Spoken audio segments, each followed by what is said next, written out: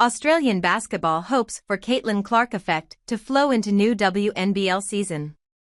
Leading WNBL figures have declared 2024 to be the year of women's basketball as Caitlin Clark drives unprecedented interest in the US and the Australian League enjoys surging investor, commercial and broadcaster interest. The WNBL tips off next week when new club Geelong United take on Townsville on Wednesday, while Nine Go's broadcast of Sydney v Canberra the following Sunday will be the first match shown on a free-to-air main channel in 5 years. The head of the WNBL, Christy Collier-Hill, said at the season launch in Melbourne on Wednesday that the league's commercial revenue, led by new deals with Ford, Foot Locker and Latina Fresh, has increased 61% this year. Last year was definitely the year of women's football with the World Cup, the global interest and growth and recognition, and all of the leagues across the world growing, she said. This year, 100% it's the year of women's basketball. In the US, WNBA TV ratings have skyrocketed partly thanks to the phenomenal interest in Caitlin Clark. The deciding finals game earlier this week, in which the Minnesota Lynx's Australian Alana Smith was unable to stop the New York Liberty of her Opals coach Sandy Brondello, was the highest-rated WNBA finals game since 1999, the period of the league's early buzz. It's not all down to Caitlin Clark, but certainly a big part of it is, Collier-Hill said. The growth of the WNBA has been absolutely phenomenal and that flow-on effect helps the sport grow globally, and we are the second-best league in the world. 10 of Australia's Paris Olympians will play in the WNBL this year, with many returning from overseas contracts.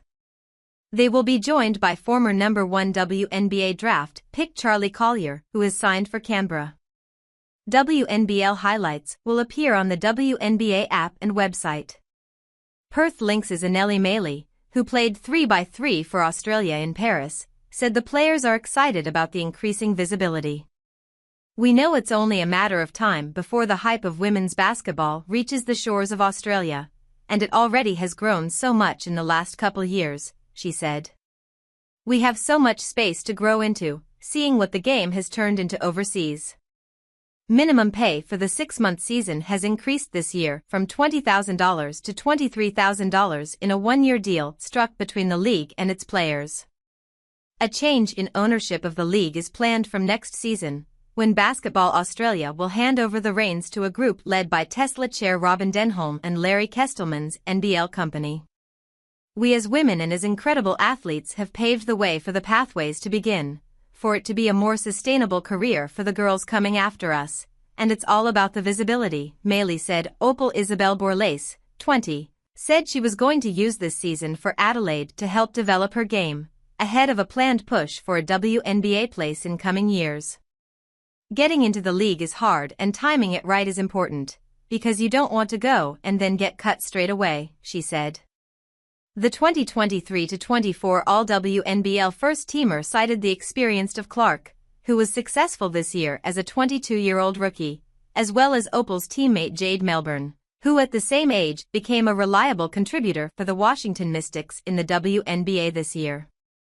Atlanta selected Borlase with the 20th pick in this year's WNBA draft, and the South Australian said she remains in contact with the franchise.